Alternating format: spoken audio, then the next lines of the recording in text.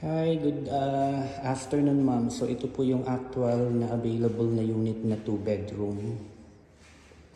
Yan. With balcony, dito po to sa bagong tower na Bridgeview.